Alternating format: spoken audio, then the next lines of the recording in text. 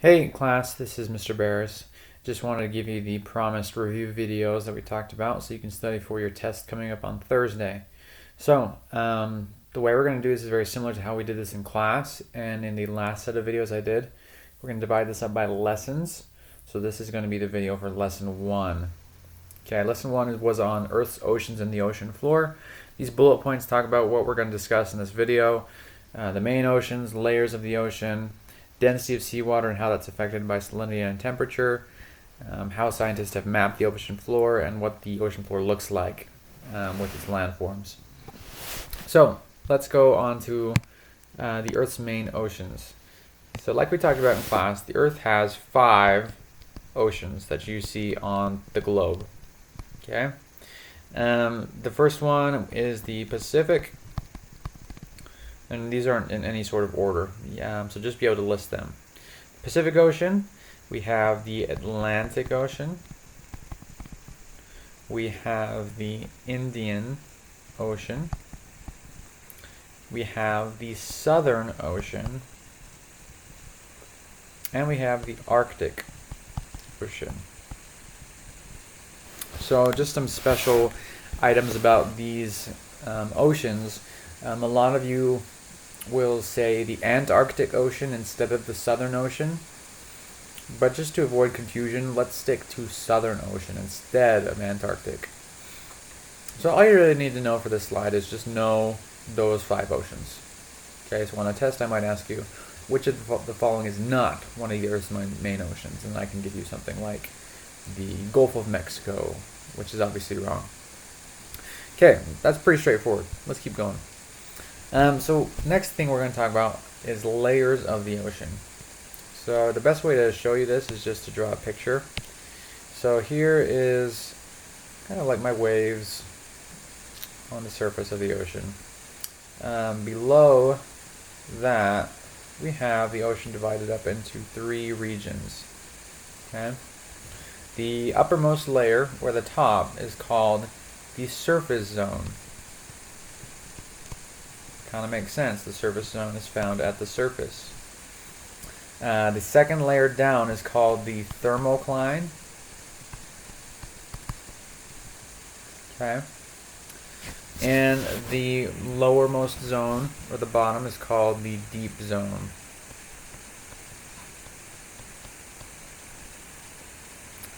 Okay, so surface zone and deep zone should be pretty straightforward. Thermocline, if you want to read about why it's called the thermocline, it has something to do with how the heat changes as you go deeper into the thermocline. But for the purposes of this test, just worry about knowing the 3 layers. Okay, that's pretty straightforward as well. Let's talk about density of seawater. We talked about density a lot in our last chapter about wind in the atmosphere. The same concepts we discussed in that chapter are going to apply in this chapter. So basically density deals with how much matter is in a given amount of volume. Okay?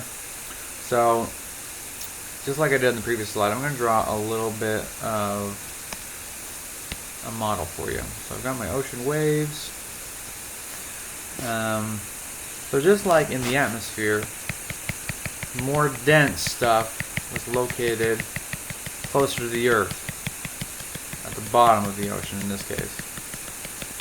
And as you go further towards the surface, your density starts to decrease. Particles start spreading further and farther apart. And so when you get to the surface, you have the least dense water. Okay. So that's kind of where we're going with this. Now density is impacted by 2 things. We have salinity and we have temperature. Okay. So salinity, we defined it in class as the amount of salt in seawater.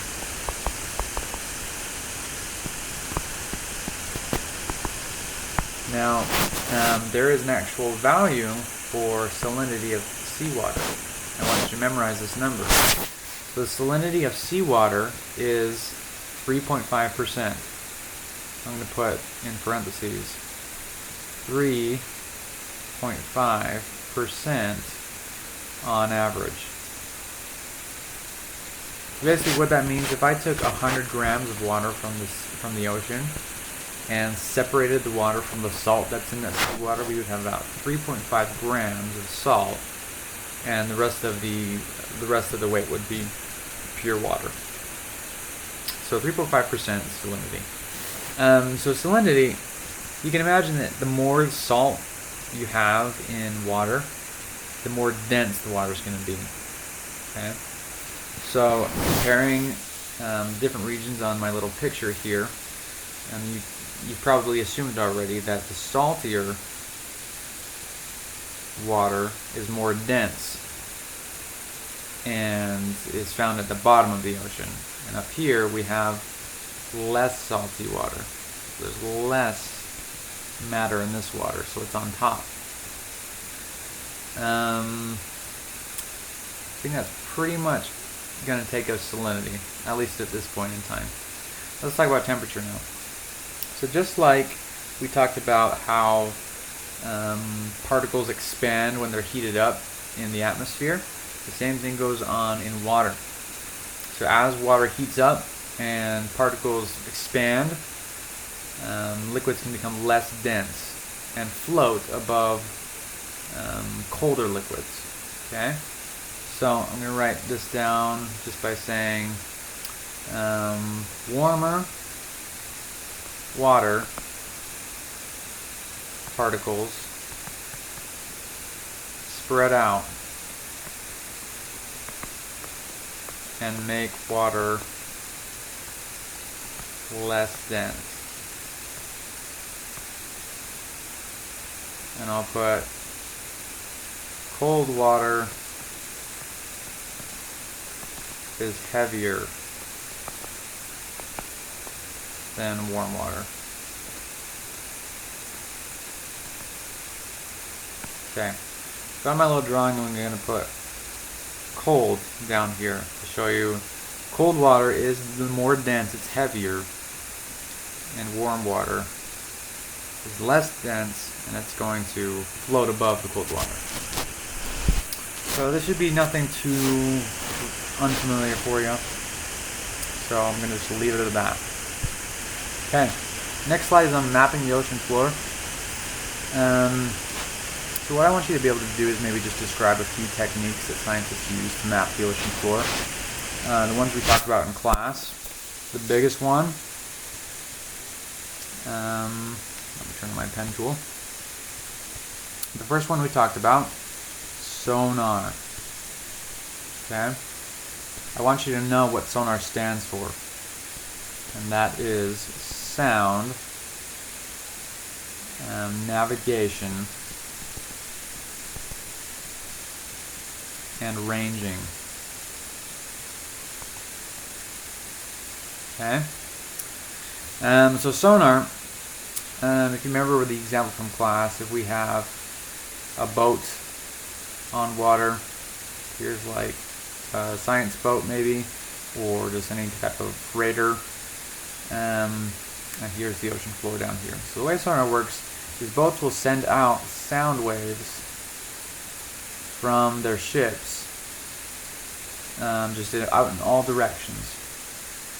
And these sound waves will bounce off solid objects and will basically reverberate back towards the ship. And the ships have these special sensors which will pick up these waves, run it through a computer, and basically paint a picture about what the surroundings look like outside. Okay, so that's sonar. We also talked about how scientists use underwater vessels to map the ocean floor, and these can be either manned, meaning that people drive them, or they can be robotic or remote control.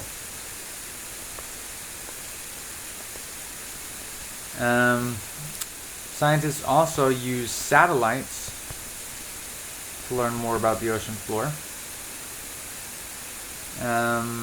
They can take pictures, they can do thermal imaging, to look at temperature differences across the ocean floor. So satellites are very useful. And I believe the last one we talked about was drilling. Okay, so boats will have these humongous drills that they can go very deep into the ocean with, and they will take core samples. So drilling for cores is what I'll put here. And if you remember, we talked about cores basically as just being like a little cylinder cross section of the ocean floor that they'll take up and they'll analyze. So that's techniques for mapping the ocean floor. This brings us to our last slide in lesson 1. This is on regions in the ocean floor. So basically, regions of the ocean floor, they fall into 2 categories. So category number 1, we have the continental margin. And number 2, we have the deep ocean basin. Okay. So the continental margin is more shallower.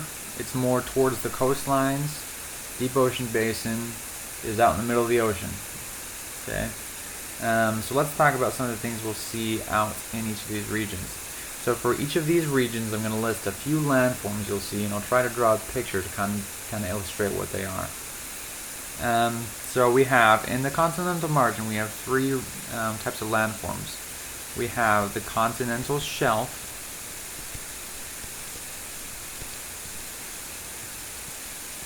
we have the continental slope, and we have the continental rise. Okay, so let's draw this out a little bit. So imagine here we have like a nice sandy beach, and then here's the water line. I'm going to draw this water line all across the page. Okay, so here's our beach. Here's our water. So as you start to venture into the water, you have this gently sloping beach. Okay. So this right here is called the continental shelf. I'm just going to put shelf right here. Now this shelf is eventually going to start it's going to start to get steeper. Okay. This region where it starts to get steeper is called the continental slope. And then once the slope starts to level out, you might see some like mounds of sand or sediments where it's piled up after it falls down the slope.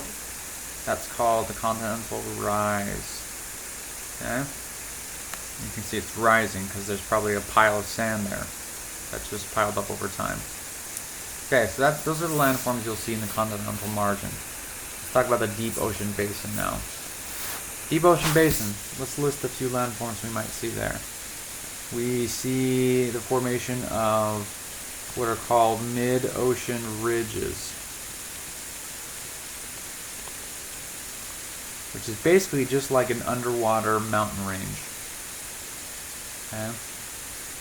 Now you'll learn about how these form maybe in 7th or 8th grade, but you can just imagine like an underwater mountain range, like I'm drawing right here. I'm going to label this real fast. Mid-ocean ridge. Now these form when tectonic plates move, and we'll talk about plate tectonics more in 7th grade. But mid-ocean ridge is just like a little underwater mountain range. We also see the formation of what are called seamounts. Seamounts are basically volcanic mountains underwater. This is called a seamount. So like underwater volcanoes. Similar to seamounts, we will have an actual volcanic island that extends above the water. Best example of which is Hawaii.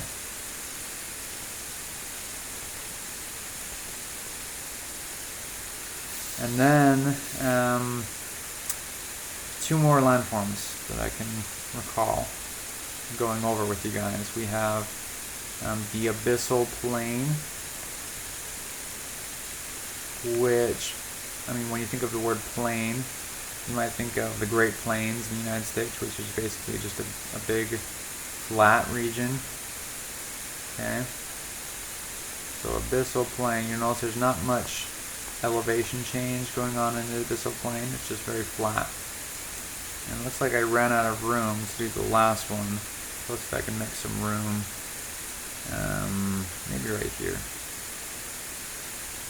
So here with my C-mount. Actually, let's do this one at a time.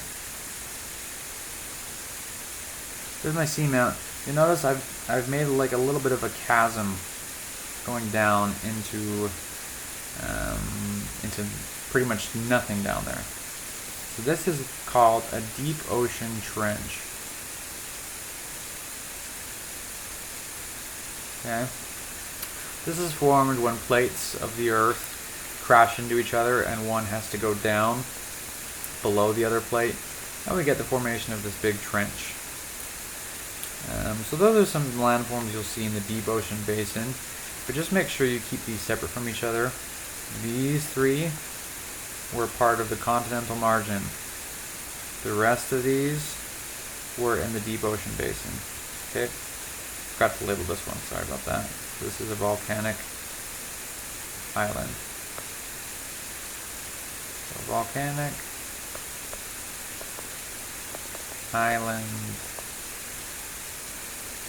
Okay. Alright, that pretty much takes care of lesson 1. So it's the longest lesson in this chapter, probably the one you should spend the most time on, but that's pretty much all we talked about in class. So good luck studying lesson 1, and we'll see you in the video for lesson 2.